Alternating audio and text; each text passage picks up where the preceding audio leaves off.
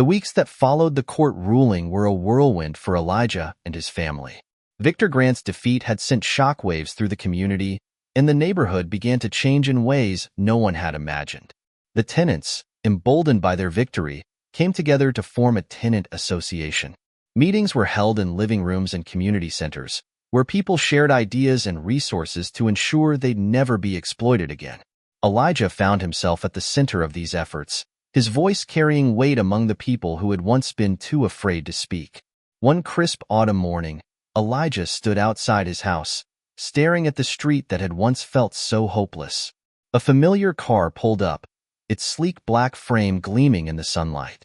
Malcolm stepped out, his expression warm but businesslike. "Busy day ahead?" he asked. "Always," Elijah replied with a grin. "I wanted to let you know," Malcolm said, leaning casually against the car. "Victor Grant won't be bothering anyone again. His properties are under government oversight, and the fines have wiped out most of his fortune." Elijah nodded, satisfaction swelling in his chest. "Good. He deserves it." Malcolm's gaze softened. "You did something incredible, Elijah. You didn't just fight for yourself. You fought for everyone here. That's rare." "Maybe," Elijah said, looking down. "I just couldn't stand by anymore. It didn't feel right." "That's what makes you different," Malcolm said, "and why people believe in you." Before Elijah could respond, Mr. Harris appeared in the doorway, his cane tapping lightly against the steps. "Malcolm, stop hogging the boy. I want to talk to him too," Mr. Harris said with a wry smile. Malcolm chuckled. "I'll leave you to it." As Malcolm returned to his car, Mr. Harris motioned for Elijah to sit with him on the porch. "You've come a long way, kid," Mr. Harris said, his voice warm with pride. "I couldn't have done it without you," Elijah replied. Mr. Harris chuckled softly. "You give me too much credit. All I did was give you a nudge. The rest was all you." Elijah glanced at the man who had become a mentor to him, his eyes shining with gratitude. "You didn't have to help me, Mr. Harris, but you did, and that made all the difference." "Well," Mr. Harris said, leaning back in his chair, "I saw a spark in you, something I hadn't seen in a long time. I wasn't about to let it go to waste." Later that evening, Elijah and his mother sat together at the kitchen table. The pile of unpaid bills that once dominated the space was gone, replaced by a small vase of fresh flowers. "How are you feeling, Mom?" Elijah asked. Alicia looked at him, her eyes soft with gratitude. "Lighter," she said, "like I can finally breathe again. You've done so much for us, Elijah. I don't know how I'll ever repay you." "You don't have to," Elijah said gently. "We're a team, remember?" Alicia smiled, tears welling in her eyes. "Always." The next Saturday, the neighborhood gathered in the small park at the center of the community. Tables were set up with food, children played games, and music filled the air. It was a celebration, not just of their victory, but of their newfound unity. Elijah stood at the edge of the park, taking it all in. He thought about how far they had come, from fear and despair to hope and resilience. Malcolm approached him, holding a plate of food. "Big turnout," he said, nodding toward the crowd. "Yeah," Elijah said with a smile. "It feels good." Malcolm studied him for a moment. "What's next for you, Elijah? College? Politics?" Elijah laughed. "One thing at a time, Malcolm. But I do know I want to keep helping people. There's a lot more to fix, and I want to be part of it." Malcolm smiled, his respect for the boy evident. "I have no doubt you will." As the sun dipped below the horizon, Elijah stood with his mother, watching the lights of the celebration twinkle against the darkening sky. "We did it," Alicia said softly. Elijah nodded. "Yeah, we did." For the first time in years, their future felt bright, not just for them, but for the entire neighborhood. Because justice wasn't just something they fought for. It was something they created together. The sun had barely begun its climb into the pale winter sky when Elijah woke up to the sound of his grandmother's soft humming. The tiny house on Sycamore Lane was still, except for the occasional creak of the floorboards as Mama Ruth moved about, preparing breakfast. The air inside was cold enough to see his breath, but Elijah was used to it. He stretched and pulled on the second-hand coat that Mama Ruth had patched so many times it looked like a quilt. "Get a move on, Elijah," Mama Ruth called from the kitchen. Her voice carried the same warmth as the smell of grits cooking on the stove. "You've got school, and I've got to get to church. Mrs. Hawkins needs me to set up the food pantry for folks." "Yes, ma'am," Elijah replied, grabbing the paper bag he had filled with stale bread the night before. Feeding the pigeons was his favorite part of the morning. Those little creatures had no worries except pecking at crumbs, and for a few minutes each day, neither did he. As he stepped outside, the frost crunched beneath his feet. Elijah's neighborhood wasn't much, just a cluster of weathered homes, each bearing the scars of time and poverty. But to Elijah, it was home. The people here, though struggling, were like family. The Johnsons across the street often shared their garden vegetables, and old Mr. Sanders always gave Elijah a nod and a piece of hard candy when he passed by. On his way to the park, Elijah spotted Mrs. Worthington struggling on her front porch. Her house, once a symbol of wealth, was now a shadow of its former self, its paint peeling and windows cloudy with grime. Elijah had heard the rumors about her. A widow, bitter and alone, known for her sharp tongue. Folks in the neighborhood kept their distance. But Elijah wasn't like most folks. "Good morning, ma'am," he called, jogging over. "Need some help?" Mrs. Worthington paused, her eyes narrowing behind thick glasses. "Help?" she repeated, as if the word were foreign. "With the wood," Elijah said, pointing to the pile stacked haphazardly on her porch. "It's too cold not to have a fire." For a moment, she just stared at him, her lips pressed into a thin line. Then, with a curt nod, she stepped aside. "Suit yourself." Elijah didn't need further invitation. He set to work, stacking the wood neatly and carrying armfuls into the house. Inside, the air was colder than outside, and he noticed the bare shelves and the thin blanket draped over the back of the couch. His own home wasn't much warmer, but at least Mama Ruth always made sure they had enough to eat. "Why are you doing this?" Mrs. Worthington asked, her voice cutting through the silence. Elijah looked up from the hearth, where he was carefully arranging logs for a fire. "Because it's the right thing to do," he said simply. "My grandma says helping folks is like planting seeds. You might not see the fruit right away, but it'll grow." Mrs. Worthington snorted, but Elijah thought he saw a flicker of something softer in her eyes. When the fire roared to life, she muttered a reluctant "thank you" and handed him a nickel. Elijah tried to refuse it, but she wouldn't hear of it. As he left, he tucked the coin into his pocket, deciding he'd save it for something special. The day passed quickly, and by the time Elijah returned home from school, the sun was sinking low. Mama Ruth was sitting on the porch, her knitting needles clicking steadily. She looked up as he approached, her face lighting up with a smile. "You're late," she teased. "Got into some trouble?" "Not trouble, Grandma. Just helped Mrs. Worthington with her firewood." Mama Ruth raised an eyebrow. "That old woman? Lord, you've got a heart bigger than this whole town." Elijah grinned. "She's not so bad."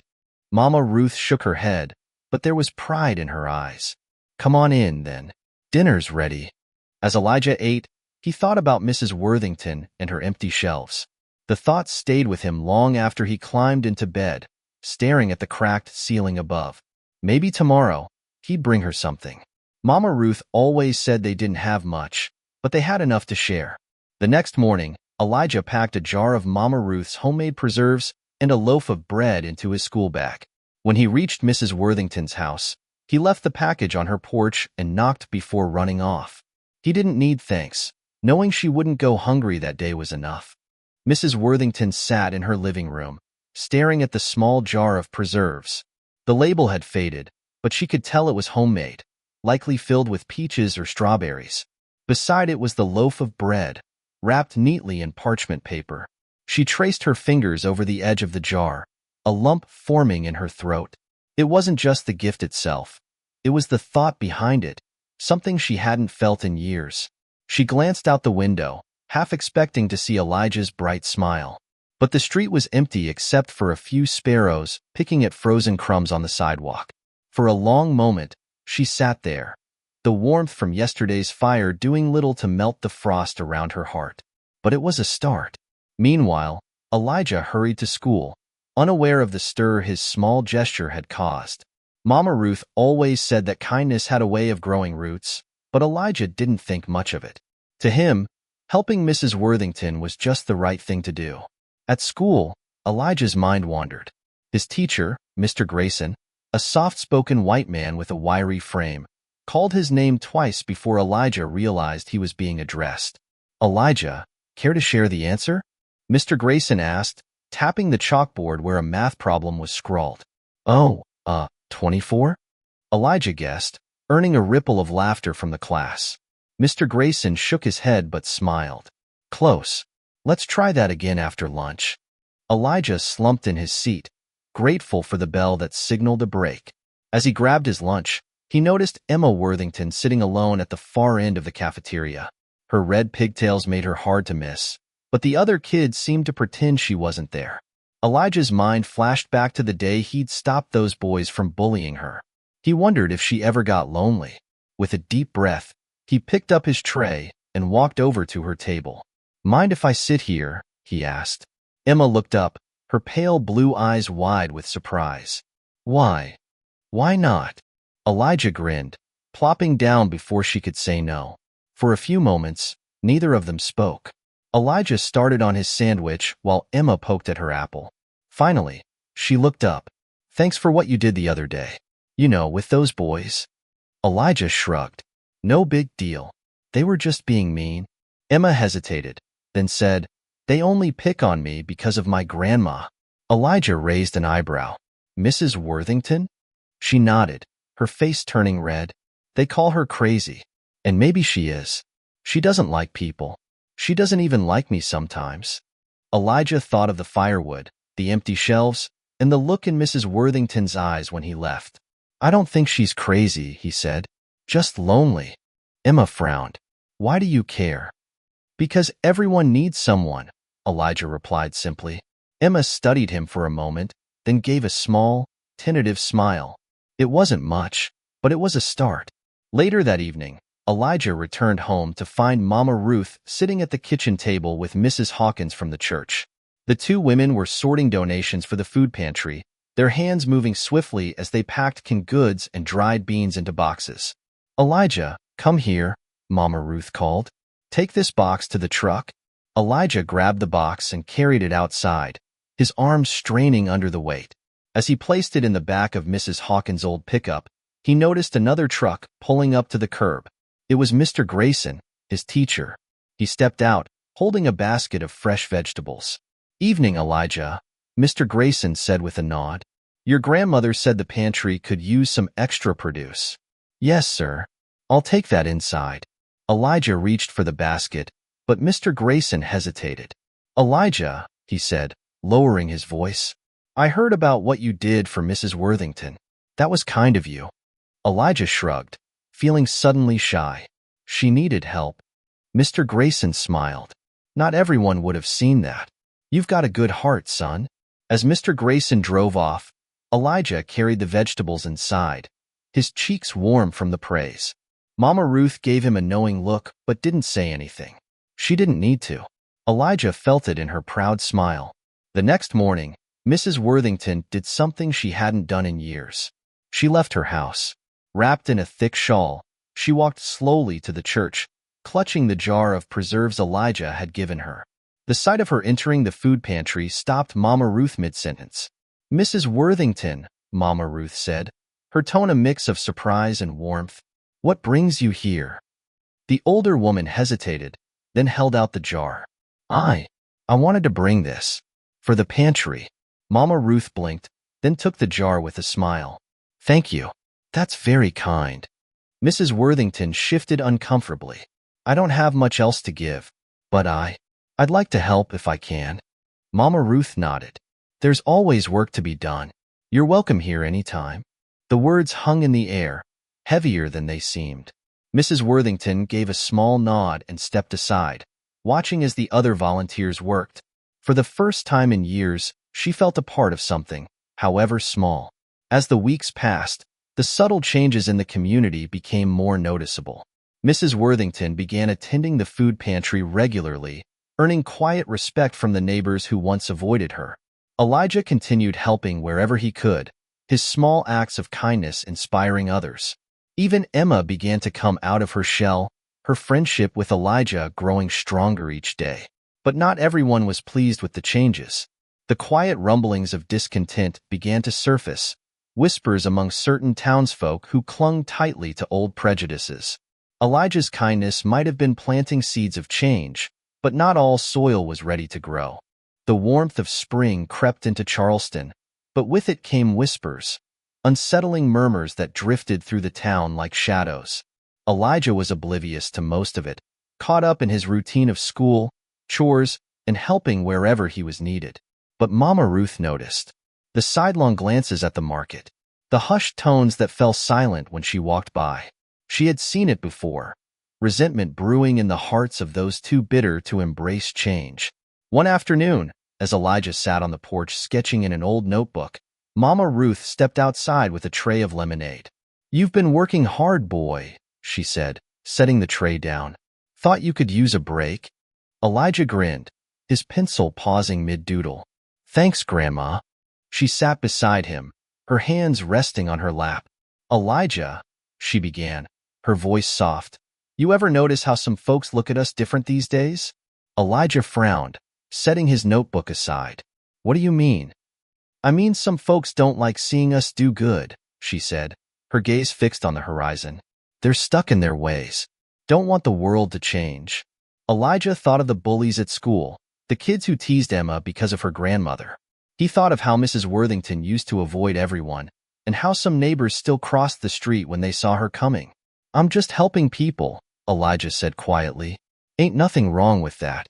Mama Ruth smiled, a bittersweet look in her eyes. "No, there ain't. But sometimes, kindness scares people more than hatred ever could. Makes them see what they're missing." Elijah didn't fully understand her words, but he nodded. He trusted his grandmother's wisdom, even when it didn't make sense right away. The storm that Mama Ruth sensed began to manifest in small, petty ways. One morning, as Elijah walked to school, he found the fence around Mrs. Worthington's yard vandalized with crude words spray-painted in angry red letters. "Stay in your lane." Elijah's heart sank. He knocked on Mrs. Worthington's door, and when she opened it, her expression told him she already knew. "They've been talking," she said, her voice tight. "At the market, at the church. They don't like what you're doing. What we're doing." Elijah swallowed hard, his fists clenching. "They can't stop us from being kind." Mrs. Worthington gave him a sad smile. "No, they can't. But that doesn't mean they won't try." Without another word, Elijah grabbed a bucket of soapy water and a rag. For hours, he scrubbed the paint until his hands ached. Mrs. Worthington watched from the porch, her lips pressed into a thin line. When the fence was clean again, Elijah stood back, his chest heaving. "They don't scare me," he said, more to himself than to her. "They should," Mrs. Worthington replied softly, "but you're braver than I am." At school, things weren't much better. The same boys who had bullied Emma turned their attention to Elijah, mocking him in the hallways and knocking his books out of his hands. Elijah ignored them, focusing instead on his studies and his budding friendship with Emma. One day, during lunch, Emma leaned over and whispered, "You know they're just jealous, right?" Elijah looked at her, surprised. "Jealous of what?" "That people like you," she said simply, "that you make them feel small." Elijah didn't know what to say to that. He had never thought of himself as special, just a boy trying to do the right thing. But Emma's words stuck with him. The tension in the town reached a boiling point one evening when Mama Ruth received an anonymous letter. Scrawled in messy handwriting, it warned, "Keep your boy away from Worthington, or there'll be consequences." Mama Ruth's hands trembled as she read it, her mind racing with memories of a past she thought she'd left behind. She had seen too many good people broken by hate, too many lives destroyed by fear. She wasn't about to let Elijah become another casualty. "Elijah," she said, calling him into the kitchen. When he saw the letter, his face darkened. "Who sent this?" "Doesn't matter," Mama Ruth said firmly. "What matters is you being careful." "I'm not afraid of them," Elijah said, his voice defiant. "You should be," Mama Ruth replied, her tone sharper than usual. "Fear ain't a weakness, boy. It's what keeps you alive." Elijah looked away, his jaw tightening. He hated seeing his grandmother worried, but he couldn't let fear dictate his actions. "I can't stop helping people, Grandma. If I do, they win." Mama Ruth's expression softened. She reached out and placed a hand on his cheek. "Just promise me you'll be careful. The world needs your kindness, but it needs you alive to give it." Despite the growing hostility, Elijah refused to back down. He continued visiting Mrs. Worthington, helping at the church pantry, and standing up for Emma at school. His courage inspired others, including Mr. Grayson, who began organizing community cleanup days and encouraging his students to volunteer. Slowly, small pockets of unity began to form, challenging the town's old divisions. But not everyone was ready for change. Late one night, a group of men gathered in the shadows of a local bar. Their voices were low, their words dripping with bitterness. "That boy's getting too big for his britches," one of them said, slamming his fist on the table, "thinking he can change the way things are around here. Somebody needs to put him in his place," another muttered. As the night wore on, their anger solidified into a plan that would test the strength of the community Elijah was working so hard to build. The night was unusually quiet. The chirping of crickets, so constant during Charleston's spring, seemed to have fallen silent. In the tiny house on Sycamore Lane, Elijah lay in bed, staring at the ceiling. His mind buzzed with thoughts of the vandalism, the letter, and the growing unease in the town. Beside him, Mama Ruth's soft prayers drifted through the thin walls. She prayed for protection, for wisdom, and for the strength to face whatever storm was coming. Elijah didn't want to worry her, but he could feel it too, the tension in the air, heavy like the moments before a thunderstorm. He clutched the notebook on his nightstand, flipping through sketches of birds, trees, and faces of the people he cared about. Drawing always calmed him, but tonight it wasn't enough. The storm finally broke 2 days later. Elijah was walking home from school with Emma. They had taken the long way through the park, laughing about a story Mr. Grayson had told in class. But as they turned onto Sycamore Lane, Elijah noticed something was wrong. Smoke. His heart leapt into his throat as he sprinted toward the house. A crowd had already gathered outside, their murmurs a mix of fear and pity. Flames licked at the edges of the front porch, and the acrid smell of burning wood filled the air. Mama Ruth stood on the lawn, clutching her chest as Mrs. Hawkins tried to calm her. "Mama!" Elijah yelled, rushing to her side. "I'm fine, baby," Mama Ruth said, her voice trembling. "I'm fine. It's just the porch. Fire department's on the way." Elijah turned toward the house, his fists clenched. "Who did this?" he demanded, looking at the crowd. But no one answered. Most avoided his gaze, shifting uncomfortably. Emma reached for his arm. "Elijah, let's just wait for the firefighters. They'll handle it." But Elijah couldn't wait. He saw the anger and hatred behind the flames, the message they were meant to send. It wasn't just fire, it was a warning. As the fire truck pulled up, Elijah stood frozen, watching the flames devour the porch. For the first time, he felt powerless. Mama Ruth's words from days before came rushing back. "Fear ain't a weakness. It's what keeps you alive." The fire was extinguished quickly, but the damage was done. The porch was a blackened skeleton, and the front door was scorched. The firefighters confirmed what Elijah already knew. It wasn't an accident. Someone had set the fire deliberately, using gasoline. That night, the family sat in their living room, the air heavy with silence. Mama Ruth stared at her knitting, though her hands were too shaky to work the needles. Elijah paced the room, his anger simmering just below the surface. "They're trying to scare us," he said, his voice tight. "Trying to make us stop." Mama Ruth looked up, her eyes tired but resolute. "And what are you gonna do, Elijah? Fight fire with fire? That's not who we are." "But we can't just let them get away with it," he shouted, his voice cracking. Mama Ruth stood, her frail frame seeming taller than usual. "No, we can't. But we fight hate with love, boy. Always. It's the harder road, but it's the only one worth walking." Her words settled over him like a blanket, calming the storm inside. He nodded slowly, his fists unclenching. "I won't stop, Grandma. I promise." She smiled, her eyes glistening. "I know you won't." The next morning, the community rallied around Elijah and Mama Ruth. Mrs. Worthington was the first to arrive, carrying a basket of bread and jam. She looked at the charred remains of the porch, her jaw tightening. "This is despicable," she muttered. Then louder, "We'll fix it. Together." One by one, neighbors began to show up, bringing tools, wood, and paint. Mr. Grayson organized a work crew, and even Emma pitched in, hammering nails with a determination that made Elijah smile. As the day wore on, the broken porch was slowly rebuilt.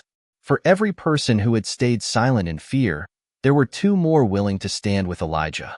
By sunset, the porch was whole again, a symbol of resilience and unity. But the victory was bittersweet. Elijah couldn't shake the feeling that this wasn't the end. The people who had done this wouldn't stop. They had been challenged, and they would come back. That night, as Elijah sat on the new porch, he heard footsteps behind him. He turned to see Mrs. Worthington, her shawl wrapped tightly around her shoulders. "You've got a lot of courage, boy," she said, sitting beside him. "More than most grown men I've known." Elijah shrugged. "I'm just trying to do what's right." She nodded, staring into the distance. "When my husband died, I shut the world out. Told myself it wasn't worth the pain anymore. But then you came along, stubborn as a mule, and reminded me what it means to care. I don't want to lose that again." Elijah looked at her, surprised by the emotion in her voice. "You won't, ma'am. I promise." Mrs. Worthington gave him a rare smile, her hand resting briefly on his shoulder. "Good. Because this town needs you. More than you know." But even as the community came together, the forces of division worked in the shadows. The men who had gathered at the bar were angry. Their plan to intimidate Elijah had backfired, making him a hero instead of a victim. They met again, their words sharper, their hatred deeper. "It's time to send a real message," one of them growled, slamming his fist on the table. "That boy thinks he's untouchable. Let's show him he's not." The days following the fire brought a fragile peace to Sycamore Lane. The new porch stood as a testament to the community's resilience, but beneath the surface, tension simmered. The whispers of resentment grew louder, and the sense of unease lingered like a storm cloud on the horizon. Elijah tried to focus on his usual routine, helping Mama Ruth, visiting Mrs. Worthington, and standing up for Emma at school, but the fear of another attack was always in the back of his mind.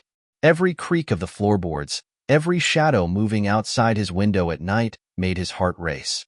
Yet, he refused to show it. If he gave in to fear, they'd win.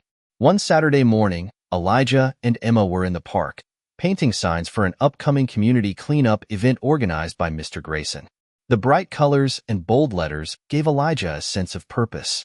Emma, sitting cross-legged beside him, was quieter than usual. "Something on your mind?" Elijah asked, brushing a streak of green onto the wooden sign. Emma hesitated, then nodded. "I heard my grandma talking last night. She said, she's worried about you. About all of this." Elijah frowned. "Worried about what?" Emma looked down at her paintbrush. "She thinks it's dangerous. That maybe you're pushing too hard." Elijah's chest tightened. "I'm not pushing anything. I'm just trying to help people." "I know," Emma said quickly. "But some people don't want help, Elijah. They just want things to stay the same." Elijah set his brush down, his hands trembling slightly.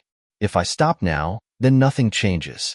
And if nothing changes, people like me will always be afraid. I don't want to live like that. Do you?" Emma shook her head, her eyes glistening. "No, I don't." "Then we keep going," Elijah said firmly.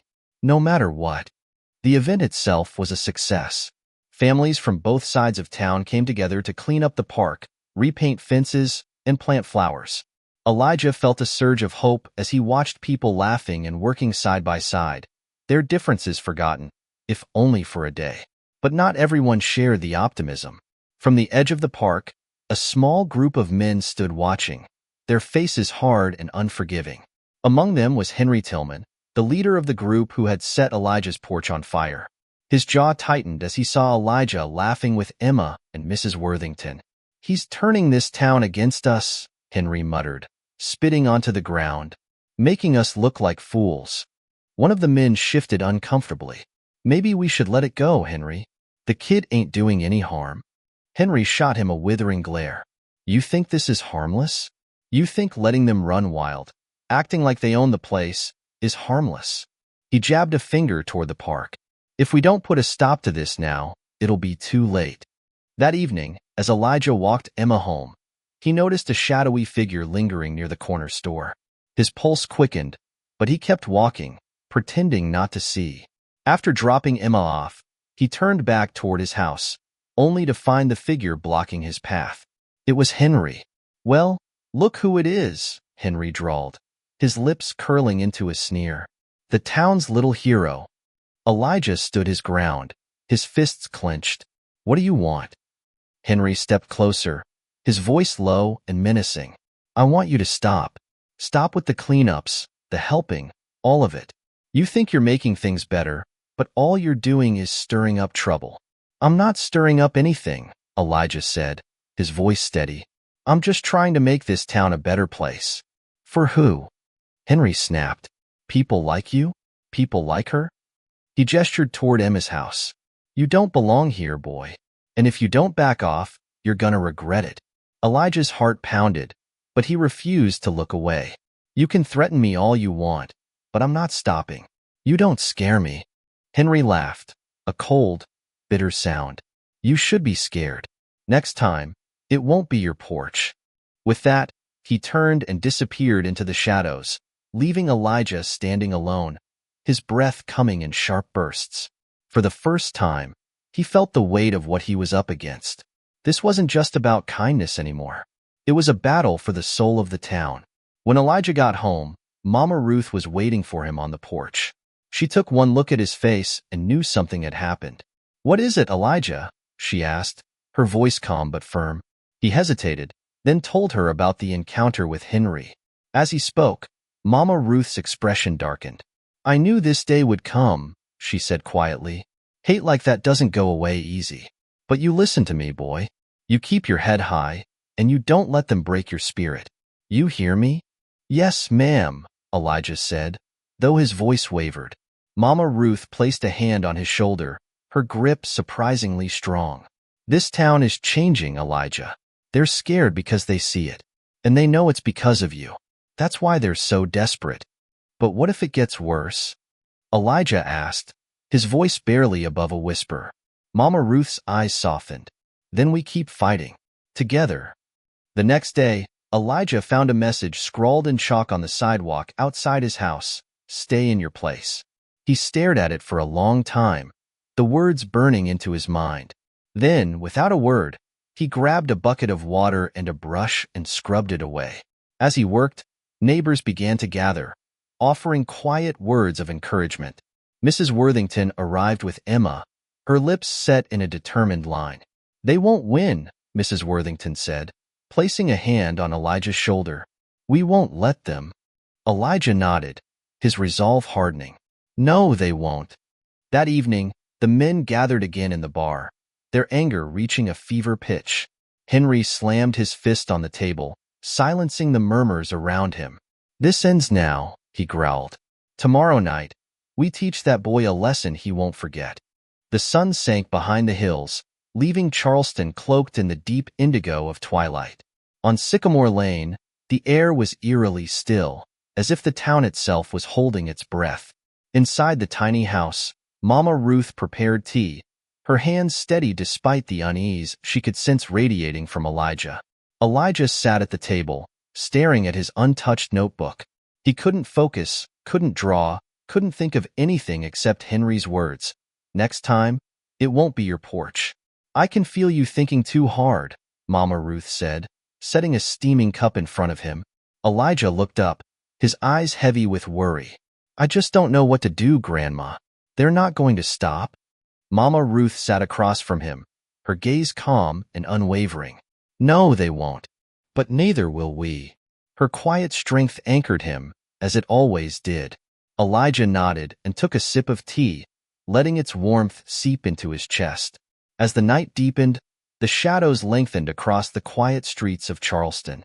In a dimly lit corner of the town, Henry and his group of men gathered, their faces hardened with anger. They loaded their truck with cans of paint, bats, and bottles filled with liquid that glinted in the faint moonlight. We send a message tonight, Henry growled. Make him understand he doesn't belong. One of the younger men shifted uneasily. What if it goes too far, Henry? It's just a kid. Henry shot him a glare. He's not just a kid. He's a problem. And problems need fixing. No one else dared to speak. Meanwhile, Elijah sat on the edge of his bed, unable to sleep. He had told himself he wasn't afraid, but his racing heart betrayed him. The soft murmur of Mama Ruth's prayers reached him through the thin walls, and it calmed him, if only slightly. Suddenly, a sound cut through the quiet, a faint rumble of an engine, then the crunch of tires on gravel. Elijah froze, straining to hear. His blood ran cold as he caught the low hum of voices outside. "Grandma," he whispered, rushing into the other room. "Someone's here." Mama Ruth was already standing, her face pale but composed. "Stay inside," she ordered, her voice firm. "Lock the door. I'm not leaving you out there." Elijah protested. Before Mama Ruth could respond, there was a loud crash, the sound of glass shattering. A brick landed on the living room floor, its edges jagged and menacing. Flames licked at the edges of the curtains, spreading rapidly. "Fire!" Elijah shouted, grabbing a blanket and rushing to smother the flames. Mama Ruth moved quickly, throwing water from the kitchen sink to douse the fire. Outside, the men laughed, their shadows dancing in the firelight. "This is just the beginning, boy." Henry's voice rang out, sharp and cruel. But before Elijah could react, the sound of other voices filled the air. Neighbors emerged from their homes, flashlights and lanterns in hand. Mrs. Worthington was at the front, her frail figure seemingly unshaken as she marched toward the truck. "Get out of here!" she shouted, her voice cutting through the chaos. Henry sneered. "And what are you going to do about it, old lady?" "I'm going to call the sheriff," she said, raising her voice even louder. "And so will everyone else here." More neighbors joined her, their voices echoing across the street. Henry hesitated, glancing at the growing crowd. The men with him shifted uncomfortably, their confidence waning. "This ain't over," Henry spat, climbing back into the truck. The engine roared to life, and they sped off into the night, leaving behind the charred remnants of their destruction. As the neighbors worked to clean up the damage, Elijah stood beside Mrs. Worthington, his heart pounding. "Why did you do that?" he asked, his voice trembling. She looked at him, her face softening. "Because you showed me what it means to care. You reminded me that this town is worth fighting for." Mama Ruth joined them, placing a hand on Elijah's shoulder. "You've started something bigger than yourself, Elijah. They see it, and they're scared." Elijah nodded, his resolve hardening. "They can't scare me into stopping. Not now. Not ever." The sheriff arrived an hour later, taking statements and surveying the damage. Though Elijah knew the men wouldn't face real consequences, not yet, it was a start. The sheriff's presence alone sent a message. The town was watching. As dawn broke over Sycamore Lane, the exhaustion of the night gave way to a quiet sense of victory. The house was damaged, but it still stood. The community, once fractured, had come together in defiance of hate. But Elijah knew this wasn't the end. The battle for Charleston's soul was far from over. Yet, as he looked around at the faces of his neighbors, black and white, young and old, he felt something stronger than fear. He felt hope. The morning sun painted Sycamore Lane in hues of gold, but the scars of the previous night were still visible. Blackened marks on the porch, shards of glass in the dirt, and the lingering smell of smoke told the story of hate that had tried to take root. Yet, as the neighborhood woke, a new sense of determination stirred in the air. Elijah stood on the repaired porch, broom in hand, sweeping away the remnants of the shattered window. His eyes stung from lack of sleep, but his resolve was sharper than ever. Around him, neighbors bustled about, offering help. Mama Ruth was busy in the kitchen, making coffee for the volunteers who had come to lend a hand. Mrs. Worthington arrived with Emma, carrying a bag of nails and a hammer. Though frail, the elderly woman's presence radiated strength. "Where do you need me?" she asked, setting the tools down with a decisive clink. Elijah blinked, surprised. "You don't have to, ma'am. We've got this." "Nonsense," she replied, her voice firm. "This is my fight too." The rest of the morning passed in a blur of activity. Boards were nailed over the broken window, and neighbors swept and cleaned as if banishing the hate from their town with every stroke of the broom. Elijah watched in awe as people who had once barely spoken to each other worked side by side. By afternoon, the street was alive with conversation. Mr. Grayson, who had come to help, gathered the neighbors in a circle. He raised his hands to quiet the murmurs. "This attack wasn't just against Elijah or Mama Ruth," he began, his voice steady but emotional. "It was against all of us, against what this community is trying to become." Heads nodded in agreement. Mrs. Hawkins stepped forward, clutching a Bible. "We need to stand together, stronger than ever. Let them see that their hate won't break us."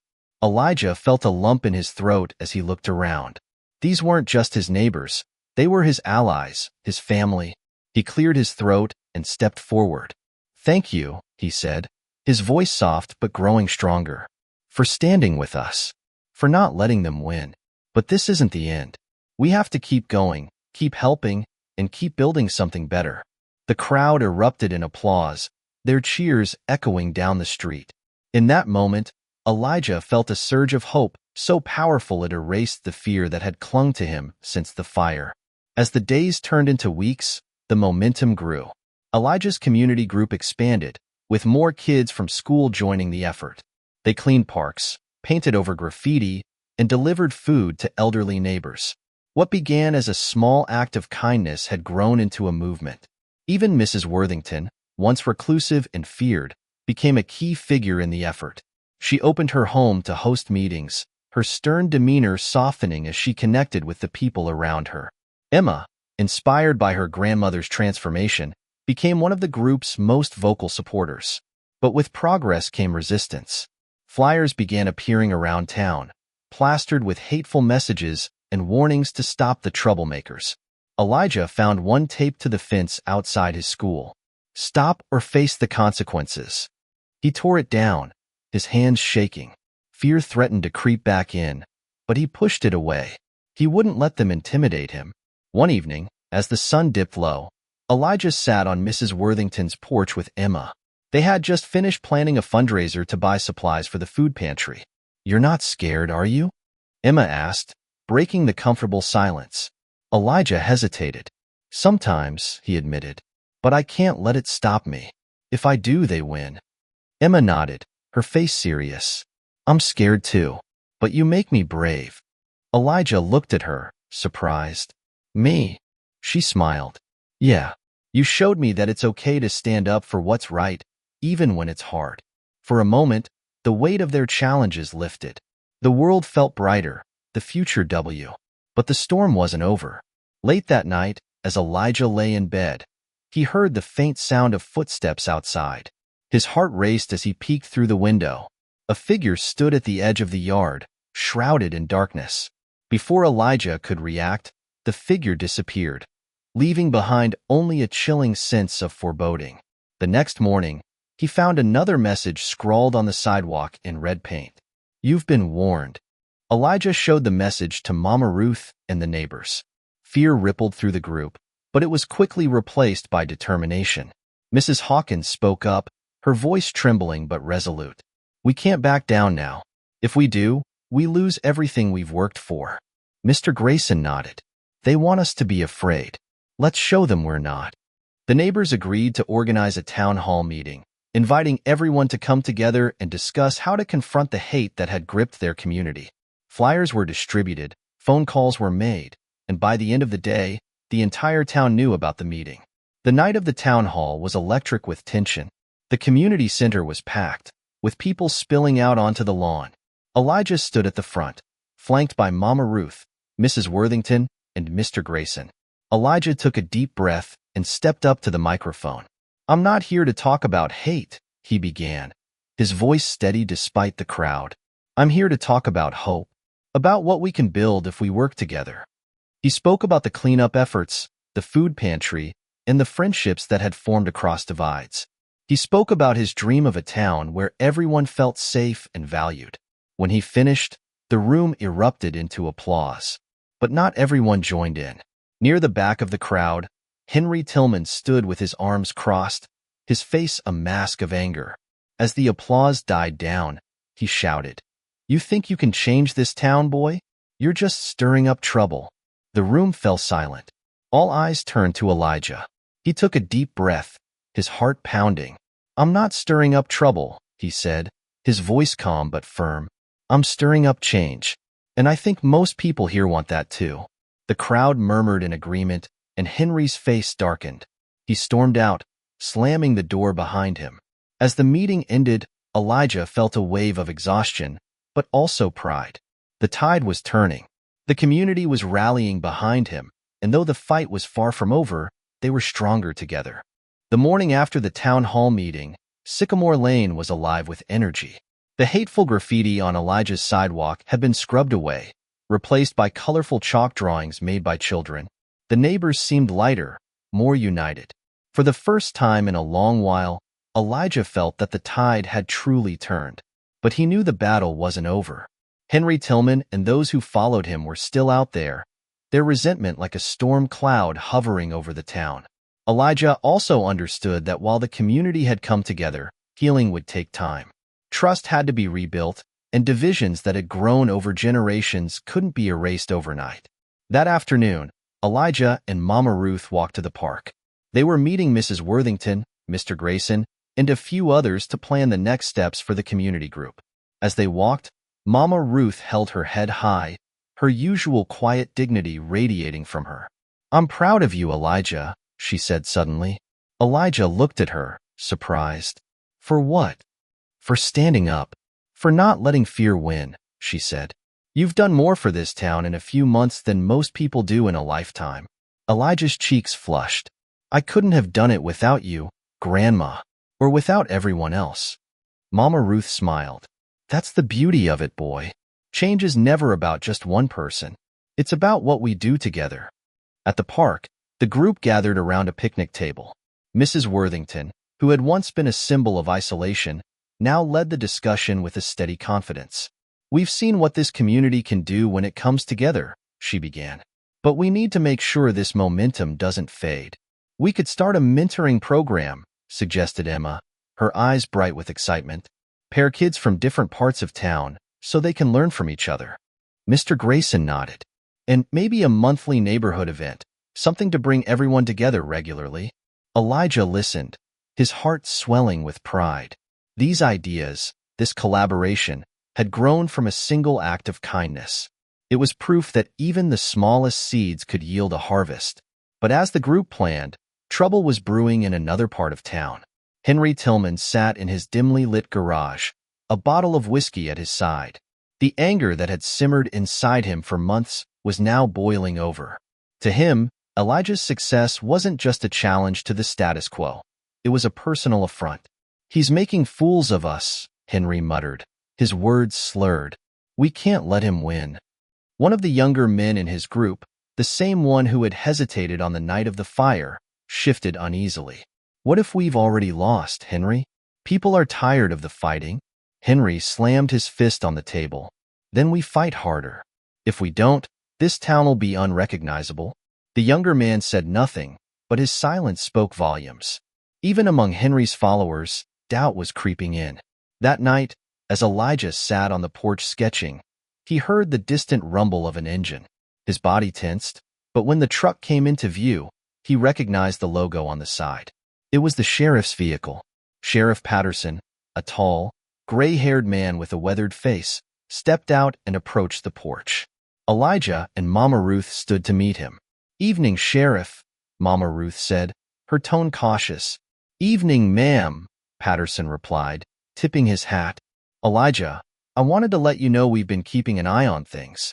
Word around town is that Henry Tillman's been stirring up trouble again." Elijah swallowed hard. "What should we do?"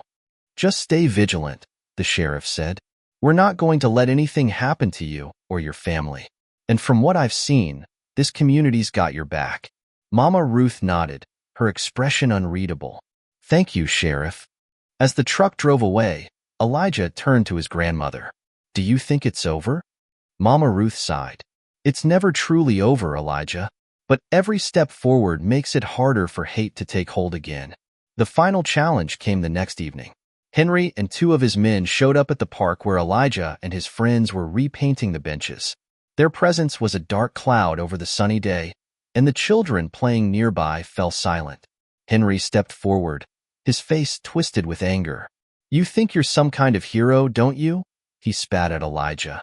Elijah stood tall, though his heart pounded. "I'm just trying to make this town better." "For who?" Henry snapped. "Not for us." Before Elijah could respond, Mrs. Worthington stepped between them. Her voice was calm but firm. "This isn't about us or them, Henry. It's about all of us. And you're the only one still fighting a war no one wants." Henry sneered.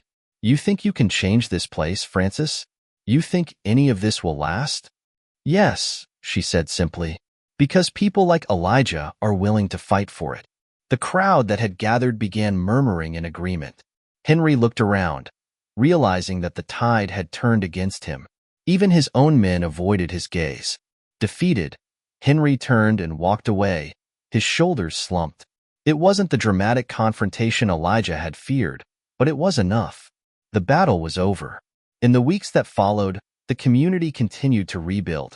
Not just their homes and streets, but their relationships. The mentoring program Emma had suggested flourished, and the neighborhood events brought people together in ways Elijah had never imagined. On a warm summer evening, as Elijah stood in the park surrounded by friends, neighbors, and family, he realized how far they had come. The work wasn't done, and challenges would always remain. But the foundation they had built was strong.